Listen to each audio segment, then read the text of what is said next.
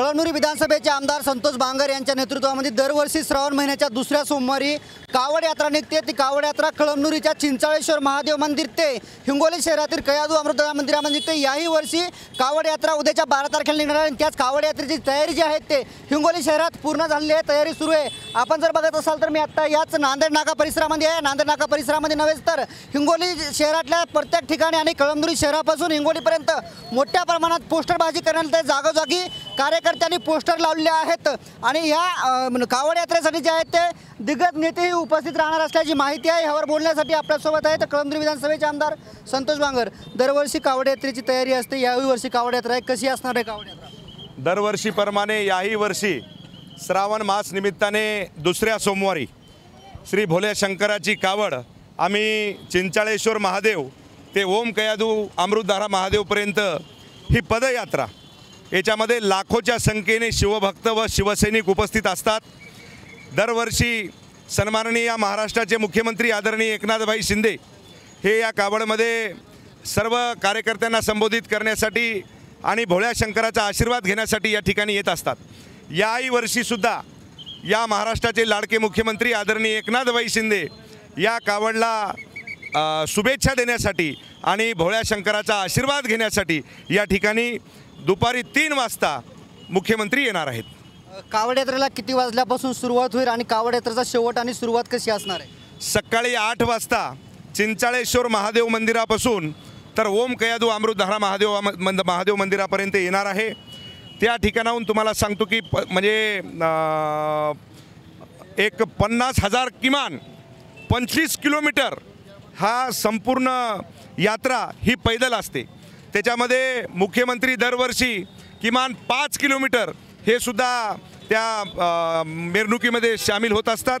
यावर्षीसुद्धा सकाळी 8 ते दुपारी 5 वाजेपर्यंत ही यात्रा निघणार आहे। किती शिवभक्त यात्रेमध्ये सामील होतील? 50,000 तर फक्त टी-शर्ट आहेत जे माझ्या भोळ्या शंकर आणि या महाराष्ट्राचे लाडके मुख्यमंत्री आदरणीय एकनाथभाई शिंदे यांच्या फोटोशी आणि भोळ्या शंकराचा त्या ठिकाणी तुम्हाला सांगतो की जयघोष करत हे कावड यात्रा हे कावडधारी निघणार आहेत। मुख्यमंत्री यांच्यासह राज्यातील काही दिग्गज नेते याला उपस्थित राहणार आहेत का? या ठिकाणी उदयजी सामंत असतील, भरतसेठ गोगावले असतील, माझे मित्र सुहास कांदे असतील, त्याच्यानंतर संजयजी रायमुळकर असतील, हे बरेच आमचे पालकमंत्री अब्दुल सत्तार असतील, हे सर्वजण या कावडमध्ये सहभाग नोंदवणार आहेत। खरं तर कावड यात्रा 12 तारखेला आहे, मात्र कावड यात्रेपूर्वीच हिंगोली शहराचा श्वास जे आहे ते तुमच्या बॅनरनी रोखून धरलेला आहे।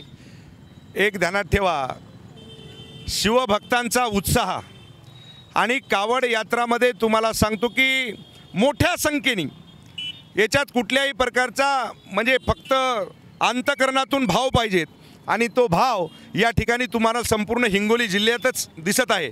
हे तर फक्त शहर आहे, पण जिल्ह्यामध्ये गावागावामध्ये खेड्यापाड्यामध्ये तांड्या वस्तीमध्ये या ठिकाणी हे बॅनर तुम्हाला झळकणारी दिसत आहेत।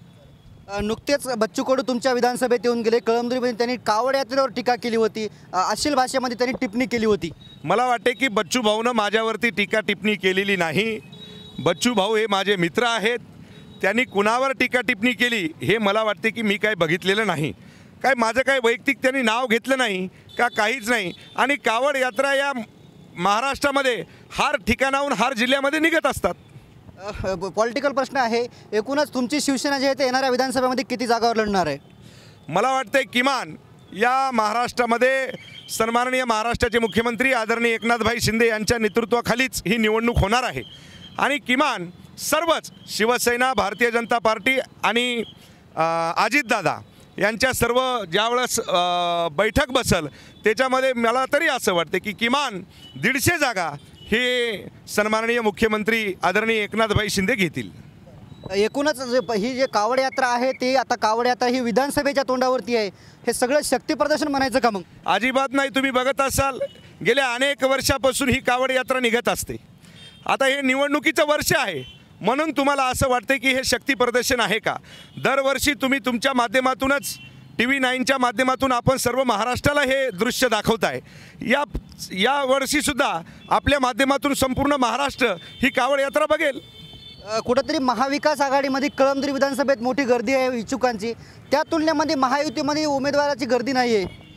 महायुतीमध्ये तुम्हाला सांगतो की मी स्थानिक त्या ठिकाणी स्टँडिंग आमदार आहे आणि या ठिकाणी सर्वच माझे जे कार्यकर्ते आहेत त्यांनी उत्स्फूर्तपणे की साहेब यावर्षीसुद्धा तुम्हीच उमेदवारी घ्यायची, त्याच्यामुळं काही कुणी त्या ठिकाणी तिकीट मागायला उत्सुक नाही. मात्र तुमच्या विरोधामध्ये अनेकांनी कंबर कसलेली आहे. असे अनेक कंबर कसत राहतात, ध्यानात ठेवा. मला वाटते की विरोधकावर टीका करण्यापेक्षा कामाच्या माध्यमातून त्यांना कळून चुकलेलं आहे की या कळमनुरी मतदारसंघामध्ये काम कसं आहे.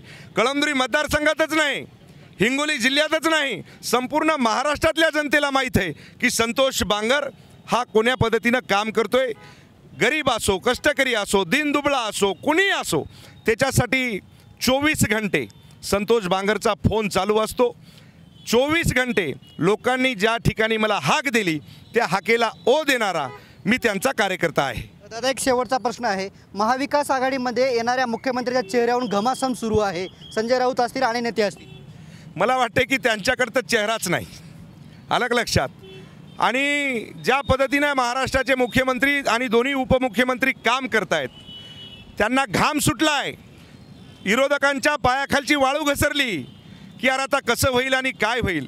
कारण की महाराष्ट्रातल्या जनता, तुम्हाला सांगतो, काल आरोग्याचा प्रश्न असेल, शिक्षकांचा प्रश्न असेल, तुमच्या बेरोजगारांचा प्रश्न असेल, लाडकी बहीण योजना असेल, अहो तुम्हाला सांगतो अनेक मुख्यमंत्री झाले, पण या महाराष्ट्रामध्ये सन्माननीय एकनाथभाई शिंदेसारखा मुख्यमंत्री झालाही नाही आणि होणंही नाही. गोरगरिबांचा, तळागाळातल्या शेतकऱ्यांचा, दीनदुबळ्यांचा, कष्टकऱ्यांचा जर कोणी नेता असेल तर ते सन्माननीय या महाराष्ट्राचे लाडके मुख्यमंत्री आदरणीय एकनाथभाई शिंदे आहेत. या कावड निमित्ताने त्या भोळ्या शंकराला तुम्हाला सांगतो की माझ्या हिंगोली जिल्ह्यातले सर्व शिवभक्त आम्ही साकडं घालणार आहोत की पुन्हा 2024ला सन्माननीय या महाराष्ट्राच्या गादीवरती मुख्यमंत्री एकनाथभाई शिंदेच बसावं, या भोळ्या शंकराला आम्ही साकडं घालणार आहोत. निश्चितच या कावड यात्रेच्या निमित्तानं आम्ही भोळ्या शंकराला मुख्यमंत्री एकनाथ शिंदे हे परत मुख्यमंत्री व्हावे म्हणून साकडं घालणार असल्याचं आमदार संतोष बांगर यांनी सांगितलं आहे. कॅमेरामॅन ज्ञानेश्वर वानखेडेसह मी रमेश चंडके, TV9 मराठी, हिंगोली.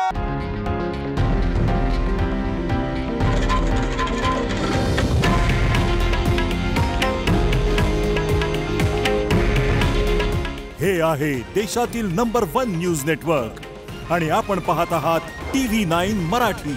काळजी तुमची, हित महाराष्ट्राचं.